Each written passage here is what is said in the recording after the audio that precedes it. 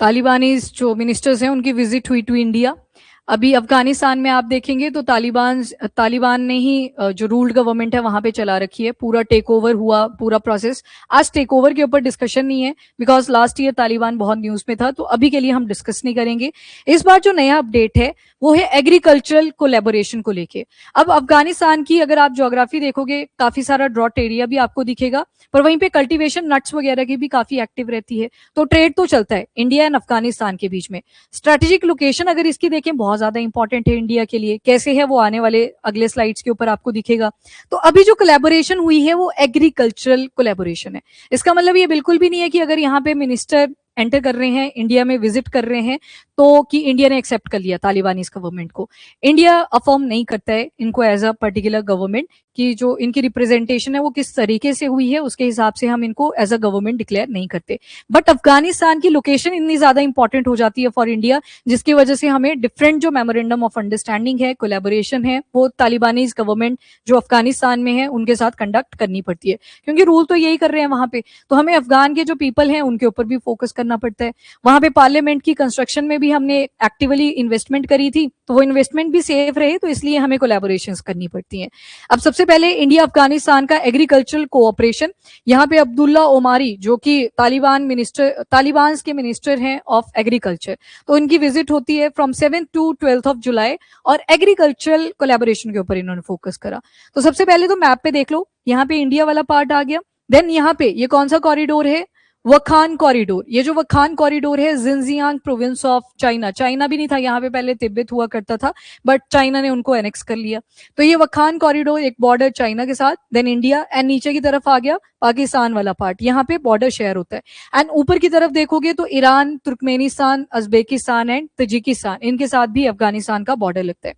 अब अगर इसको मैप पे आप ठीक से देखें तो ये इंडिया वाला पार्ट है, यहाँ पे ईरान आ गया, यहाँ एक पोर्ट भी है, एक चाबहार पोर्ट है, जिसके जरिए हम सेंट्रल एशिया के साथ कनेक्टिविटी तो अटेन करते हैं, पर सेंट्रल एशिया में ऊपर की कंट्रीज है, मतलब बीच से आपको कहां से होके जाना पड़ेगा, अफगानिस्तान के थ्रू। आगे से भी आप जाओगे पर बीच में एक मार्केट भी तो छूट जाएगी। नहीं तो अगर मान लो सीधा हम तुर्कमेनिस्तान चले गए, सेंट्रल एशियन कंट्रीज की जब बात कर रहे हैं, किर्गिस्तान है, कजाकिस्तान, उज्बेकिस्तान, तुर्कमेनिस्तान है, तजिकिस्तान, के स्क्वायर यूटी स्क्वायर से याद रखना।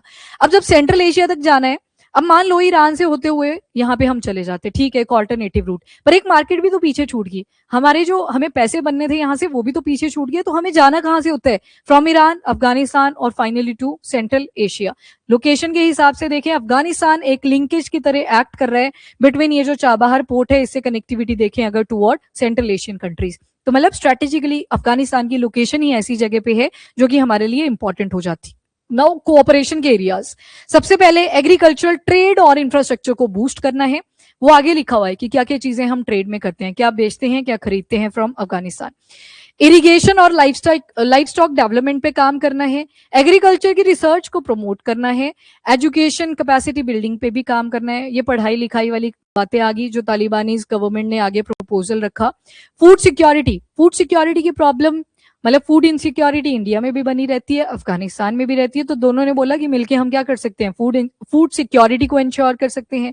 सीड सिस्टम, आज के टाइम पे क्लाइमेट चेंज कर रहा है जिसकी वजह से हम रेजिलियंट वैरायटी सीड्स की बना रहे हैं, तो बोला कि सीड सिस्टम के ऊपर भी काम करना है। एंड सबसे इंपॉर्टेंट, क्रॉप प्रोडक्टिविटी। आपने पहले फर्टिलाइजर इतने ज्यादा यूज करे, फिर प्रोडक्टिविटी इंक्रीज करने के लिए और फर्टिलाइजर यूज करे। अब आज के टाइम पे सॉइल्स भी बोल गई हैं कि बस अब ज्यादा फर्टिलाइजर अपने से टॉलरेट नहीं होते। तो ये दोनों पॉइंट्स आपस में जुड़े हुए हैं कि क्रॉप प्रोडक्टिविटी को भी इंक्रीज करना है, तो प्रॉपर रिसर्च इसके ऊपर भी लगेगी। Next, climate resilient and biofortified crops. Biofortification का मतलब होता है कि जैसे आपके डाइट के अंदर आयरन की कमी रह रही थी, तो आपने क्या किया, राइस के अंदर बोला राइस सारे खा रहे हैं तो उसके अंदर क्या ऐड कर देंगे, आयरन, तो उसको बोला गया बायो फोर्टिफिकेशन। जब आप न्यूट्रिएंट्स को बाय आर्टिफिशियल मेथड ऐड कर देते हो अपनी प्रोडक्ट के अंदर। एक मेथड ये रहता है, एक बोला गया कि सीड में ही अपडेट्स कर दो, तो जब वो क्रॉप उगेगी तो वो न्यूट्रिएंट रिच ही रहेगी, तो बायो फोर्टिफिकेशन के ऊपर भी फोकस किया। देन फूड प्रोसेसिंग आ गया, वैल्यू एडिशन आ गया, एग्री ट्रेड आ गया। ये सारे एरियाज ऑफ कोऑपरेशन है जो इंडिया और तालिबानीज गवर्नमेंट लेड जो अफगानिस्तान में इशू चल रहा है, तो इन दोनों के बीच में ये कोलैबोरेशन रहा। नेक्स्ट इज मीटिंग में कौन कौन पार्टिसिपेंट थे, सबके नाम याद रखने जरूरी नहीं है, शिवराज सिंह चौहान, चिराग पासवान, पवित्रा, मार्गरेटा, तो ये सारे पार्टिसिपेंट थे, पर इनको इग्नोर करके आपको ये वाली चीज याद रखनी है कि हमारे एंड से कौन कौन सी मिनिस्ट्रीज या डिपार्टमेंट इन्वॉल्व थे। तो नंबर 1 तो मिनिस्ट्री आपको क्लियर है, मिनिस्ट्री ऑफ एग्रीकल्चर तो रहेगी, पर उसमें भी और फर्दर कौन कौन पार्टिसिपेंट थे, तो नाबार्ड आ गया, National Bank for Agriculture and Rural Development, इनके एंड से भी डेलीगेट्स प्रेजेंट थे। आईसीएआर, रिसर्च की बातें हुई ना पीछे, तो Indian Council for Agriculture Research भी पार्टिसिपेंट था। देन उसके बाद IARI, रिसर्च के लिए ही, that is Indian Agriculture Research institute.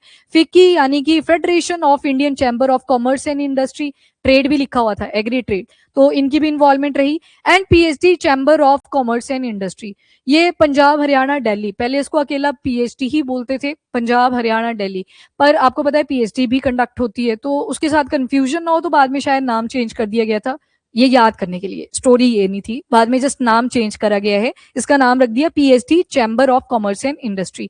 तो अब यही लोकेशंस क्यों, तो आपको पंजाब दिख रहा है, डेफिनेटली एग्रीकल्चरली रिच है, इरिगेशन की डिफरेंट टाइप ऑफ प्रैक्टिसेस यहाँ पे अडॉप्ट करी जाती हैं, और उसी की कोलैबोरेशन तो तालिबान के साथ बोली गई, ठीक है, अफगानिस्तान के साथ बोली गई। नाउ एंगेजमेंट अगर देखें, ऐसा नहीं है पहली बार वहां से कोई मिनिस्ट्री ऑफ एग्रीकल्चर आया, इससे पहले भी बहुत सारी विजिट्स हो चुकी हैं जिसमें हमने डिफरेंट कोलैबोरेशन कंडक्ट करने की ट्राई करी थी। अब इंडिया की पोजीशन, क्यों अफगानिस्तान हमारे लिए इंपॉर्टेंट हो जाता है, तो यहाँ पे बोला कि वैसे तो हम फॉर्मली इनको रिकॉग्नाइज नहीं करते हैं, ठीक है, कि वहां पे कोई गवर्नमेंट बनी हुई है या अफगानिस्तान की जगह पे अचानक से तालिबान बोलना शुरू कर देंगे, ये तो पहले इन्होंने क्लियर कर दिया, पर food, medicine and essential supply के पॉइंट ऑफ व्यू से, और वहां पे भी ह्यूमैनिटेरियन एड जब प्रोवाइड करनी होती है तो इंडिया एक्टिवली पार्टिसिपेट करता है। चाबहार पोर्ट का जो रूट है सेंट्रल एशियन कंट्रीज के लिए, वो किसके थ्रू जाते हैं, वाया अफगानिस्तान, तो अफगानिस्तान के साथ रिलेशन मेंटेन करके रखना इंपॉर्टेंट हो जाता है फॉर इंडिया। अब सबसे पहले अफगानिस्तान का relevance agriculture point of view से इंडिया के लिए क्या क्या रहेगा, तो ये सारी एक्सपोर्ट मार्केट आ जाएगी इंडियन एग्रीकल्चर प्रोडक्ट के लिए, यानी कि इंडिया क्या क्या बेच रहा है अफगानिस्तान को। मेंस में लिखने के लिए बढ़िया एग्जांपल्स हैं, T, sugar, rice, spices, processed food, ये सारी एग्रीकल्चरल कोऑपरेशन में आप ऐड ऑन कर सकते हो जो इंडिया बेच रहा है अफगानिस्तान को। And second is source of dry fruits and nuts. अब आपको पता है वहां पे नट्स काफी जाने जाते हैं, इवन आप मिडिल ईस्ट एशिया जाते हो, नट्स काफी इंपॉर्टेंस रखते हैं, तो आलमंड्स हो गया, resins, pistachio, apricot, walnut, pomegranate, saffron, ये सारी प्रोडक्ट्स आपको अफगानिस्तान से मिलती हैं, यानी कि हम परचेज कर रहे हैं। अब अगर क्लाइमेट के हिसाब से इसको देखें तो ये ज्योग्राफी का एक अलग से टॉपिक बन जाएगा, तो उस पर नहीं जा रहे हैं, ये आपको सिर्फ याद रखना है फ्रॉम द ट्रेड पर्सपेक्टिव कि इंडिया क्या बेच रहा है और हम क्या खरीद रहे हैं वहां से। नट्स वर्ड देख के मुझे याद आया, हिमाचल वाले आज एक आर्टिकल भी रीड करेंगे जो हिमाचल प्रदेश में नट मिशन चलाया गया है, तो वहां पे नट की जो वैरायटीज हैं उसको बूस्ट करने के लिए, ना सिर्फ फार्मर की इनकम को बूस्ट करना है, पर एग्रीकल्चर और जो साइंटिफिक टेम्परामेंट है उसको भी ऐड ऑन करना है, तो उसको आप एक बार रीड करेंगे। सिर्फ हिमाचल वालों के लिए ये अपडेट, बाकियों को जरूरत नहीं है। Food security and humanitarian assistance, इसमें इंडिया हमेशा एक्टिवली पार्टिसिपेट करता है, ये चाहे जो मर्जी कंट्री हो, हमने ह्यूमैनिटेरियन एड प्रोवाइड करी है। और इसके अलावा अफगानिस्तान की इकोनॉमी जो मेजर बैकबोन है, अगर अफगानिस्तान के पॉइंट ऑफ व्यू से देखें, वो इकोनॉमी में एग्रीकल्चर एक इंपॉर्टेंट सेगमेंट रहता है। जैसे इंडिया में भी एक टाइम पे एग्रीकल्चर इंपॉर्टेंट सेगमेंट था, पर आज थोड़े डायनेमिक्स चेंज हो गए हैं, आप टर्शरी सेक्टर की तरफ ज्यादा ओरिएंटेड हो, पर अफगानिस्तान में अभी भी ये चीजें चल रही हैं।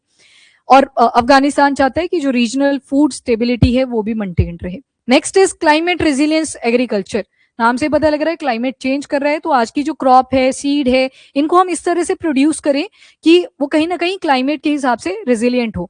मतलब अब चेंज तो कर नहीं पा रहे टेम्परेचर को कि फिर से डाउन कर लेते, तो बोला कि इनको ही अपडेट कर देते हैं सीड्स को, कि वो अगर हीट में नहीं ग्रो कर सकता तो हीट में भी ग्रो करना शुरू कर दे, तो उन्हीं के ऊपर काम कर रहे हैं। बायो फोर्टिफाइड सीड, यानी कि अगर आपके पास नरिशमेंट की कोई कमी आ रही है, किसी पर्टिकुलर लोकेलिटी के अंदर आयरन की कमी थी या मैग्नीशियम की कमी थी, तो वो क्या करो, क्रॉप के ही अंदर ऐड कर दो, पहले ही ऐड कर दो, ताकि अलग से वो सप्लीमेंट्स के ऊपर फोकस ना करना पड़े। Now regional connectivity, that is very important, strategic word आ गया, ये 2-3 वर्ड्स हैं जो आपके आंसर में होने चाहिए। नंबर 1 इज चाबहार पोर्ट, आपने देखा सेंट्रल एशिया के लिए जो रूट है वो किसके थ्रू होके जाता है, वाया अफगानिस्तान, एक रेलिवेंस। नंबर 2 इज इंडिया का और अप टू रशिया, यहां पे चलता है INSTC, that is international north south transport corridor. यहां पे क्या बोला कि इस रूट के थ्रू जब हम जाते हैं, यानी कि गल्फ ऑफ, कौन सी है देखो मैप, ये अफ्रीकन यूनियन है, गल्फ ऑफ एडन, आगे है बाबल मंदेब, ये आ गया रेड सी, ये मेडिटेरेनियन सी, फिर जाके नॉर्थ सी बाल्टिक सी के होके हम रशिया तक पहुंच पाते थे। हमने क्या किया, बीच से एक रूट निकाला, इंडिया से पहुंचेंगे ईरान तक, बंदर अब्बास पोर्ट ये ईरान का आ गया, ऊपर अजरबैजान, कैस्पियन सी के साथ भी हम टच कर गए, और फाइनली टू रशिया। तो 4 मेन कंट्रीज हैं, पर इसके साथ में और भी अटैच्ड कंट्रीज हैं। तो बोला कि इस गेटवे के दौरान भी कौन पड़ता है हमें, अफगानिस्तान। तो इस रूट के जरिए भी हम इंपॉर्टेंस देखते हैं अफगानिस्तान की। तो एक INSTC आ गया। नंबर 2 इज चाबहार पोर्ट, बंदर अब्बास पोर्ट, ये ईरान के हैं, तो इसको भी आप जरूर से मेंशन करें। Next is gateway to Central Asian agriculture market. जैसे कि मैंने आपको बताया, इन्होंने भी खरीदना ही था, तो बीच की मार्केट को थोड़ी छोड़ेंगे, तो गेटवे की तरह एक्ट कर रहा है। Next is strategic soft power. तो सॉफ्ट डिप्लोमेसी में इंडिया बिलीव करता है, डायलॉग यानी कि बातचीत करना, डिप्लोमेसी यानी कि उन रिलेशन को भी फिर मेंटेन करना है, ताकि अपना अपना जो नेशनल इंटरेस्ट है वो भी यहाँ पे एनहांस करा जा सके। एंड चैलेंजेस क्या क्या आ रहे हैं, तो एक तो पॉलिटिकल इंस्टेबिलिटी जो आपको दिखाई दी अफगानिस्तान में इस टाइम पे है, और इवन इंडिया भी इस चीज को क्रिटिसाइज किया। और इसके अलावा वीक एग्रीकल्चरल इंफ्रास्ट्रक्चर है, वाटर स्कैरसिटी है, फ्रिक्वेंट ड्रॉट्स की प्रॉब्लम रहती है, सूखा पड़ जाता है, बैंकिंग लिमिटेड है, ट्रेड कनेक्टिविटी बहुत कम है, और ऊपर से पूरे लैंडलॉक हैं ये, ठीक है। ये भी प्रॉब्लम रहती है जब आप लैंडलॉक रहते हो पूरी तरह से, जबकि इंडिया के पास ठीक ठाक फायदा है, थोड़ा सा मैन्युफैक्चरिंग पे हम ज्यादा काम कर लें तो हम तो पूरे पेनिनसुलर है, तीनों साइड से वाटर के साथ घिरे हुए हैं। एनीवेज सिक्योरिटी कंसर्न भी है, जिसकी वजह से ट्रेड एंड इन्वेस्टमेंट बहुत ज्यादा इंपैक्ट होता है अफगानिस्तान के साथ। तो डन, यहाँ पे हमने स्टोरी नहीं देखी कि तालिबान ने कैसे एक्वायर करा, वो तख्ता पलट कैसे हुआ, वो देखी होंगी आपने एक टाइम पे वीडियोस भी। आज जो मेन फोकस है यहाँ पे वो एग्रीकल्चरल कोऑपरेशन को लेके था, प्लस आपने थोड़े से साइड पॉइंट्स भी देखे। अब देखो ये सारे पॉइंट्स आपके कहीं ना कहीं एग्रीकल्चर के साथ भी जुड़े थे। अगर आप रूट के बारे में मेंशन कर रहे हो, चाबहार पोर्ट या INSTC, तो उसके थ्रू भी तो फूड प्रोडक्ट्स आती जाती हैं, प्रोसेस फूड हो, जो मर्जी हो, ग्रेन्स हो, तो उसको आपने लिंक करके चलना है। अगर क्वेश्चन आ जाए कि सिर्फ एग्रीकल्चरल कोऑपरेशन के ऊपर, तो इन पॉइंट्स को भी जब लिखोगे तो अकेला ज्योग्राफिकल पॉइंट लिख के नहीं छोड़ना है, उसमें फूड को ऐड करना है। फूड मार्केट वर्ड यूज कर लिया, सेंट्रल एशिया में जब फूड मार्केट के लिए हम जाएंगे तो बीच में वाया रूट किसके थ्रू गए, अफगानिस्तान, तो वहां पे भी एक मार्केट एस्टेब्लिश है। तो मतलब जो टारगेट दिया होता है आपको क्वेश्चन के अंदर, उसी के साथ लिंकअप करके चलना है, ठीक है। तो ये आर्टिकल इंपॉर्टेंट था, इसको ध्यान रखिएगा।